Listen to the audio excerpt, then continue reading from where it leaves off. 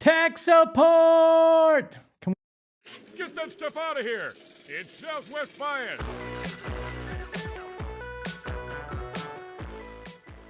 Welcome into another edition of Southwest Bias, brought to you by our friends at the Husband and Wife Law Team. If you've had a serious injury, call the Husband and Wife Law Team first at 602-783-8841 or visit their website in our show notes and tell them PHNX sent you. And we are live from Studio K, brought to you by our friends at Circle K. Become a member of the Inner Circle today for free by downloading that Circle K app. I don't know if you've ever seen the movie Vanilla Sky. It's a very obscure Tom Cruise movie from the early 2000s. And the premise is simple. Essentially, he gets put into, he has a horrible, situation, gets kind of defaced, looks weird, decides he just doesn't want to deal with life. So he gets put in this like suspended state. But this dream world turns into a nightmare. And he doesn't feel like he can get out of it. Everything starts going wrong despite it's supposed to be the perfect world, and it starts out that way. And eventually he finds a way out via the tech support group in the movie. Now, we've all had nightmares. We've all been through that, where a dream can start good, you wind up in a nightmare, you wind up getting yourself out of it, things go back to normal. Right now, the Phoenix Suns are in the middle of a nightmare. Let's just be honest. This dream season over the last couple of weeks has slid into that territory where it's starting to feel uncomfortable. It's starting to not feel like this team that had redefined its culture. You look at last night's loss against the Chicago Bulls, the worst loss of the year. They were listless for 3.5 quarters. Jalen Green couldn't find the basket even when he was right on top of it in the lane.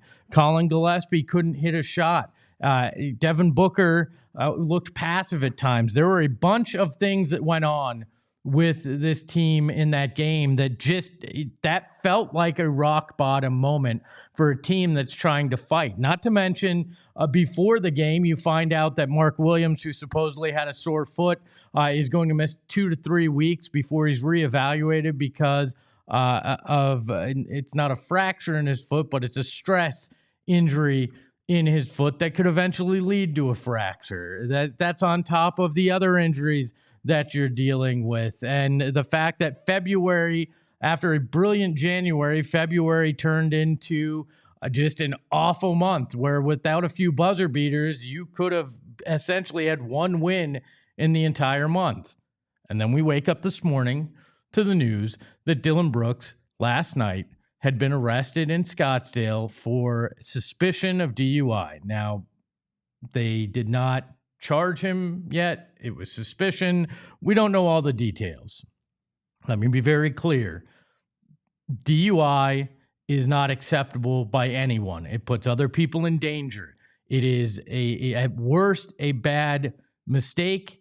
At best a bad mistake. At worst a horrible decision that could lead to something catastrophic for yourself or those around you. Not acceptable. But again, we don't know the full details. We don't know if he's going to be charged. But that doesn't matter what happened. Right now, it's the fact that it's another thing that is a complete and utter distraction for a team that really can't afford to have them, especially Dillon out with a broken hand already, isn't out there for your team, and now has become a distraction off the court because of it. It's not good. I don't want to say that all hope is lost because that's a lie. Well, I can't tell you that, but I can say that it feels like that dream that we were going through, that we felt so good about a handful of weeks ago, is starting to shift into that nightmare where you look around and you're like, oh, how did this great thing turn into dark clouds and weird vibes and fear and all these things that happen? How do we get here? Hopefully it is a bad run, a slump, some bad luck, some bad decisions, and not something that's indicative of where the rest of this season's heading. You have 20 games. You can wake up from this. You can turn the tides. You can figure out if you're really that team that we saw for 2/3 of the season, which I believe they are. You don't just lose grit. You don't lose all that. You have moments that are bad. You deal with injuries. You've got to figure out how to play with these new lineups that you haven't before. Devin Booker, after last night's game, decides maybe it's time for me to take over more in certain moments. It was, good to lean on these guys throughout part of this year, and they've done admirably, but now it's time for me to kick it into superstar mode and own it. You lost to the Bulls in the most catastrophic way you possibly could. It was bad, it was embarrassing, and it was in front of your home crowd. Against a team that is actively tanking, and on top of that, was actively hurt. Their injury report was almost 2 pages long. And they were all guys that were their starters and their backups. You were playing second and third string guys all night. You could not defend the paint. You were listless for a lot of it. You could not hit a shot. You could not get a bucket when you needed it down the stretch when you cut it to 1. And then you couldn't get a rebound off a missed free throw in the final seconds to have a shot to win the game. Last night was the first fully unacceptable loss with no real excuses to it that you've had. Jalen Green has crossed the Rubicon to where now, with 20 games left, no more excuses. Figure it out. I understand that you've been inconsistent throughout your career in terms of shooting, but you shouldn't be inconsistent around the rim. Find the ways to help the team. Colin Gillespie had the worst night of his season. All right, bounce back. Figure it out. The defense has been the heart and soul of this team, and I understand that Dillon Brooks has been out, but that does not change the fact that you still were capable of playing well. Come on, Malawach, Rasheer Fleming, it's your time. Everybody wanted to see you. You've spent the time and put in the effort in the G League. It's your time to step up. It's your opportunity. Rasheer Fleming has started to take advantage of that. It's come on, Malawach's turn. You don't like people calling you a bust? Go out there and prove them wrong. I believe in the kid. I see the potential, but a lot of people don't. Go out and prove them wrong. All you can ask for is the opportunity to do that, the opportunity to show what you can do. Jordan Ott, rookie year as a coach. Okay, been great. But now it's time to figure out, how do you manipulate rotations? What do you do when you get down to where you are? How do you adjust the defense? It's time to change the starting lineup. Running out Colin and Booker and Green with Royce isn't enough size, especially now that Oso is your starting center. Figure out those. That's Jordan Ott's job now. How do you adjust? There's nothing wrong with these things coming up. They come up with every team, especially teams that are relying on guys that haven't been there before, including your coaching staff. So figure it out. Tonight's the night you got to do it. It's Friday. You're playing the Pelicans at home again. I don't care that it's a back-to-back, because you barely put forth the energy and effort that you needed last night, so you should have plenty of it this evening. You should be able to go out and take care of a Pelicans team that is pathetic. I mean, I know the Bulls were. You should have taken care of it. All right, you can't do anything about that. You got a DeLorean. You want to drive 88 miles an hour, go back 24 hours and figure out how to kick their ass? You can't. That's not plausible. You can't do that. But what you can do is look at the team in front of you, decide that you are that group that you've been all year, go out there and perform that way. Make the changes in the lineups. Make the adjustments on defense. Go out there and play. Show me some Haywood Highsmith. We've heard he's a dog. We heard he's Jordan Goodwin with more height. He's off the injured list. Let's see him. Couldn't be any worse than what you saw last night. Whatever you need to do. Because you've benefited from the Lakers tripping over their own feet all year, including last night. You're going to benefit from Luka not being able to keep from getting technicals. They're going to continue to lose. The Lakers are still frauds. But the problem is you can't afford to continue to lose games that you should win. You are in the lightest stretch of your season. So figure it out. Figure out how to turn it around and start tonight. If you lose tonight, I think then we can really start worrying if this is a nightmare or not. But honestly, right now, if you turn it around tonight, you get things back in order, and you play the way you can, and you understand that distractions are just part of the game, you can wake up right now and forget that the nightmare ever happened and be exactly who you've been all year and return to that dream season that you were having. But maybe that's just my Southwest bias. We welcome in the dreads behind the desk. Kevo, how are you, my friend?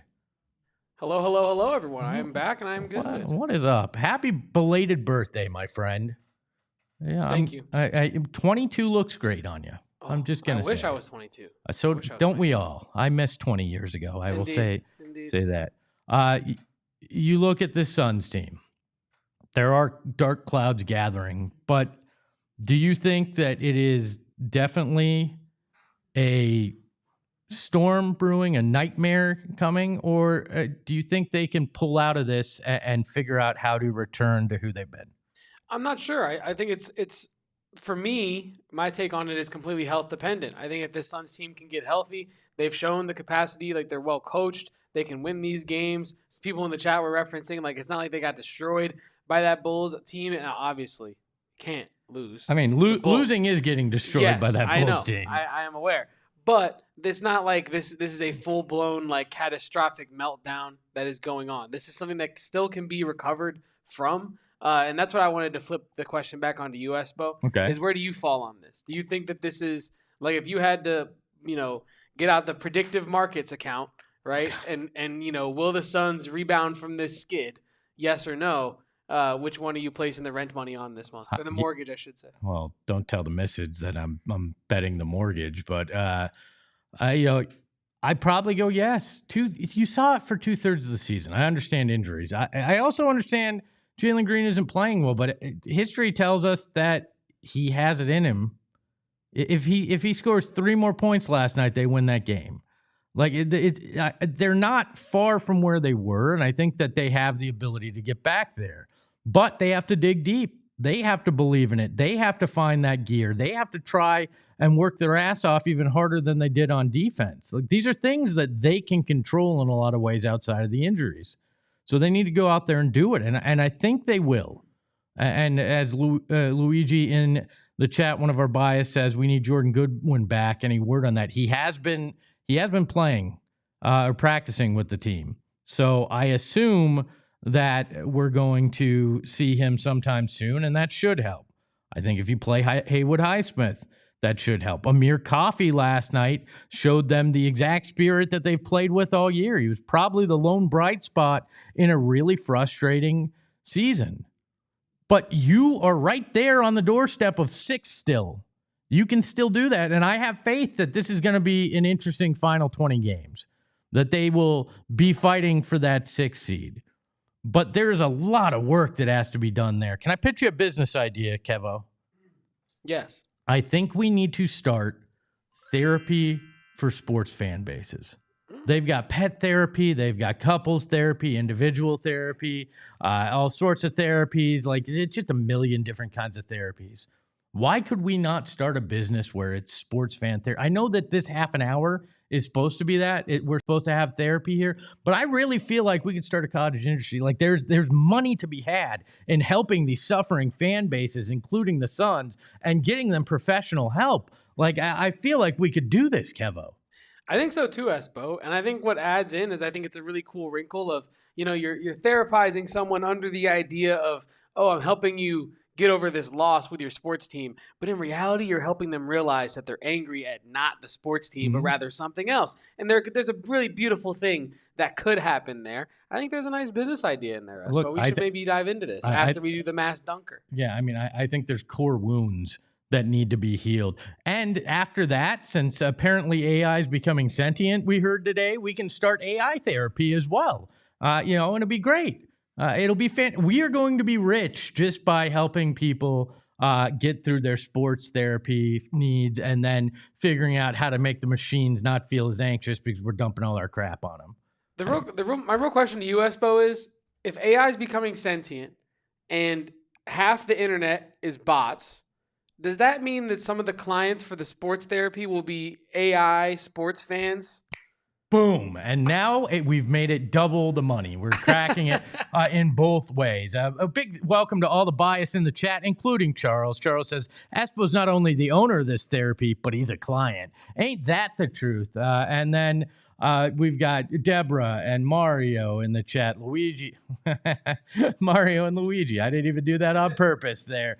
Daywalker and all of you in there. We appreciate you being here with the program. I welcome you. And I want you to hit that like button. Do me a favor, hit that like button, hit that join button if you haven't already. Become a member of the Supporters Club. You're going to unlock emojis, exclusive video, and so much more. Do that, just $5. Unless you're feeling saucy, you can pay for the $15 MVP membership and get so much that comes with it. On the other side of halftime, I guess it's a less depressing topic. We talk Cardinals right after this.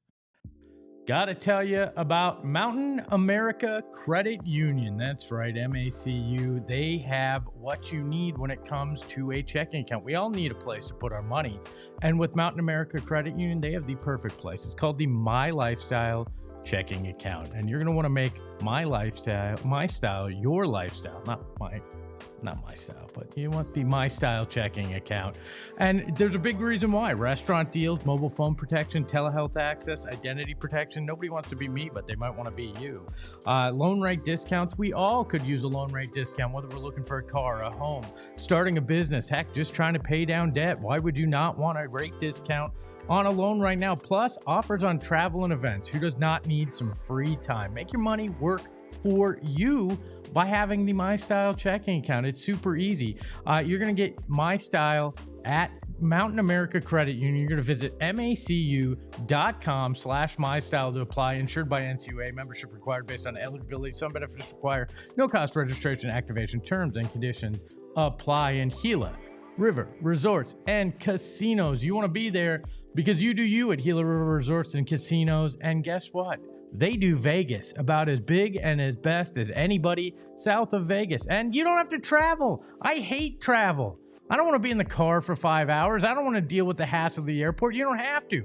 You can go to one of the 4 Valley locations of Gila River Resorts and Casinos, and you can get Vegas straight to you. Exclusive concerts, extended DJ sets, showgirls, chef-driven dining, pop-up bars, and surprise cameos. And right now, they're giving away Corvettes. I saw one the other day at Santan Mountain, a bright orange one, beautiful car. I'm jealous of whoever wins it, so make sure to sign up for that as well. You bring you, they're going to bring Vegas. Only at Gila River Resorts and Casinos. Visit playathila.com for the full calendar of events. Oh my gosh, the wildest halftime we've ever had. We had Demolition Derby for 2 minutes in the studio. I don't know how Kevin put it all back together. It was Sunday. It was amazing. It was unbelievable. If you've never seen Demolition Derby, you're just missing out. Another thing that kind of feels like Demolition Derby has been the Arizona Cardinals offseason already, and it's going to heat up even more on Monday. For a preview of that, I bring in Bo Brack from PHNX Cardinals. Bo, how are you, my friend? I'm doing great, man. I've got a nice little 72 Dodge Dart that I think I can bang around starting Monday. I'm excited about it. Those bad boys are built like tanks. You got to love that. Hopefully the quarterback isn't going to be as old as a 72 Dodge Dart, but maybe as sturdy. That might be necessary behind this offensive line. What do we expect on Monday? It's the legal tampering period. I believe it starts at 9 a.m. here at Arizona. Should we be prepared for some craziness when it comes to the Arizona Cardinals? Yeah, I think even if the quarterback isn't found, like we don't find a solution come Monday, I mean, that's only going to add to the hysteria. But I anticipate the Arizona Cardinals aggressively approaching the quarterback position. I mean, Malik Willis seems to be the top target. If they were to miss out on Willis, which would be pretty crazy considering Miami just trying to get into the black as far as salary cap space, the other team tied to Willis, you're going to have the Cardinals that are already shaping up and kind of setting up their cap space to make a splash come next week. So you hope it's at the most important position in all of sports, but if it's not, I would expect them to probably pivot towards really kind of reinforcing that offensive line, giving a guy like Paris Johnson Jr. and Yelda Froholt, some other guys that are going to protect whoever might be back under center for the Cardinals. A lot was made of Kurt Warner's comments about Malik Willis on Twitter. Did you watch his 30-minute breakdown? I watched every second of his breakdown of Malik Willis, and I don't know whether to be optimistic, pessimistic, or just okay, because there was so much in there to both like and dislike. What did you make of it? I mean, it's pretty much on par with what I think everybody's thought should be on Malik Willis. I mean, there's such a small sample size, but in that sample size, there's a lot to like. You see the traits on full display. You see some efficiencies. You see the downfield passing. You see, obviously, the athleticism. I mean, as far as if he were to get a starting opportunity, probably be the best dual threat quarterback in the league, just given his speed and athleticism. I think that, Kurt's kind of just reinforced some things with Malik Willis, and that the idea of giving this guy with only 28 dropbacks really in his career, that much money, 20, 25, $30 million a season, it's pretty crazy. But then when you see the demand far outweighs the supply, you kind of understand it. When you look at offensive line, are there any names that stand out to you that they might be pursuing early in this free agency, or do you think it's kind of a second wave? You see how things settle when it comes to that? Yeah, I mean, I think you see a couple guards. Such a sexy thing to discuss is, guard play in the NFL. But like the price for offensive linemen on the free agent market, it's sky high. It's going to continue to raise. And, as far as tackles, you're going to have to probably get in there and start paying them at $20 million per season. While guards, we've seen some $100 million deals the last couple off seasons. So you're going to have to pay for guys that the previous teams were willing to let walk. So that's a big red flag. And that's kind of become part of the free agency in the NFL world is, why are teams allowing these guys to exit their organization instead of trying to retain them? If they were, solid guards and tackles, those are premium in the NFL. Why aren't they just, extending them? So when you look at guys with ties to Mike LaFleur, you look at ties just to the different organizations and regimes he was part of, from Shanahan to his brother to McVay, I think a guy like David Edwards from Buffalo would be a nice little addition for the Cardinals at the guard position, replace maybe an Evan Brown. Elijah Vera Tucker is a name that people like to throw around because he was in New York with Mike himself when he was the primary play caller. And then when you look at the tackles, it's like Braden Smith, who played there with Indianapolis. But I think that's those price points might, keep the Cardinals out of negotiation, especially when you consider, like, I expect them early on to try to find the solution at quarterback first and foremost. You are kind of like the wedding singer, the Adam Sandler movie, his character. You think love sucks. We've talked about it. Just kidding. Yeah. But we've had the debate when it comes to running back or offensive linemen in the draft. What do you think is more likely, that we see them sign offensive linemen in this first week, or sign a running back? Because I think that will start to shift the speculation about what's going on at 3, depending on who they land early in free agency. Yeah, I mean, there was a report yesterday that they're allowing Amari Dermacado to walk instead of just sign him to his very easy $3.5 million restricted free agent tender. So that is no way implying that the Arizona Cardinals are going to select Jeremiah Love third overall, but it does kind of indicate, is there going to be a facelift as far as that RB room? Still waiting to see what they ultimately decide with James Conner. Are they going to restructure him at a lower number, or are they just going to outright cut the 31-year-old running back? That's a big part of this thing. And then, yes, what are they going to do in free agent market as far as running backs? There's a couple intriguing guys, like Breece Hall. He got franchise tagged, so he's out of the equation. Travis Etienne, or below that, you start to look at other guys like Kenneth Gainwell, who had 1,000 yards from scrimmage. There's a couple. It's a long list of options.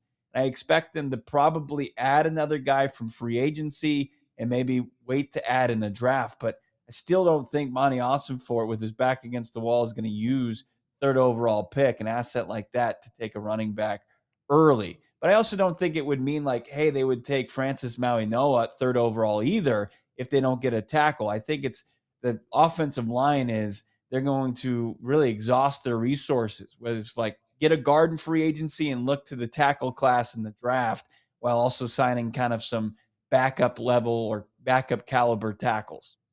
2.5 signings over under what we see in the first day or two of the legal tampering period. 2.5. I think we've been somewhere around 3 on Monday with Austin Fort the last couple off seasons. Now, are they good? Do they inspire hope?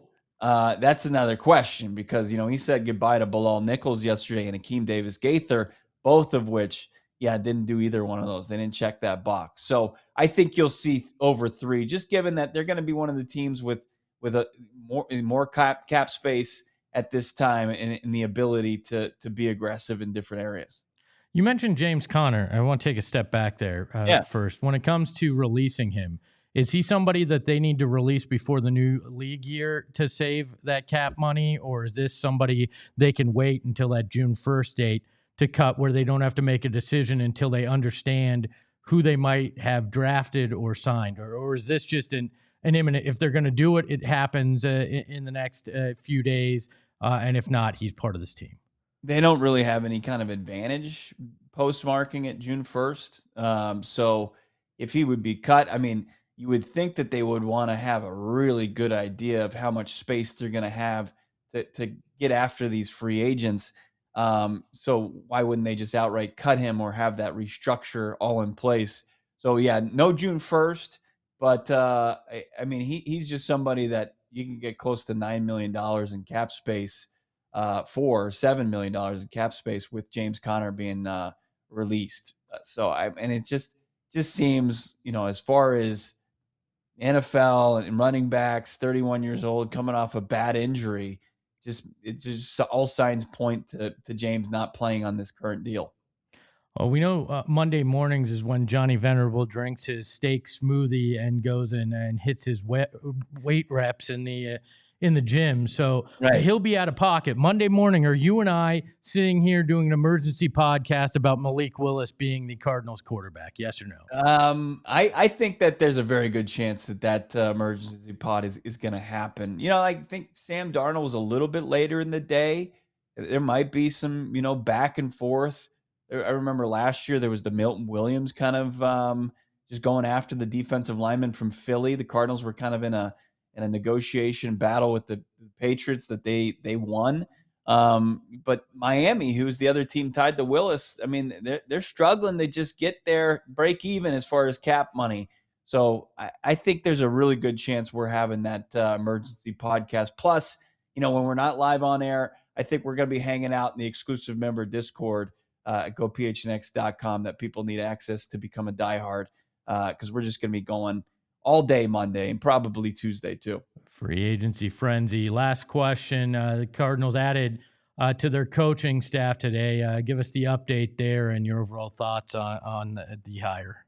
Yeah, they're bringing back a familiar face. He was part of Wiz and Hunt's staff back in the early 2000s. That Super Bowl run, Terrell Austin, ex-defensive coordinator for the Steelers. And I think it's a fantastic hire. I think it's a home run hire. He comes in as a defensive assistant, and he joins 32-year-old defensive coordinator Nick Rollis' staff, where you're like, need some experience here.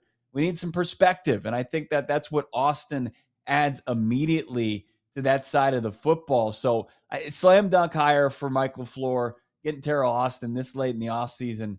Just I really like it. And look, if things go south for Rollis like they were at the end of the last season, you've got somebody in-house with play calling experience, 9 years as a defensive play caller in the league, and really coached under some great ones in Tomlin and Holmgren and Marvin Lewis and Caldwell. So a pretty impressive resume and a really good hiring this late in the process. He is Bo Brack. Follow him at Bo Brack on Twitter for all the updates in real time. And then you can catch him at 4:30 on PHNX Cardinals with Johnny Venerable. Bo, always a pleasure. Yeah, talk to you Monday. That is another edition of Southwest Bias in the books. We are off until Monday morning when that free agency frenzy starts. But, you can get your full fill of Espo tonight with the PHNX Suns crew pregame, watch along, postgame, and then we'll do it all again on Sunday as we try to see if the Phoenix Suns can wake up from this nightmare that they're starting to slip into. A big thank you to Kevo, the dreads behind the desk. You can follow him at Kevo Post. You can follow the show at PHNX_sports. You can follow me at Espo. And remember, just wake up. Ahoy, hoy. We all silly like the mayor.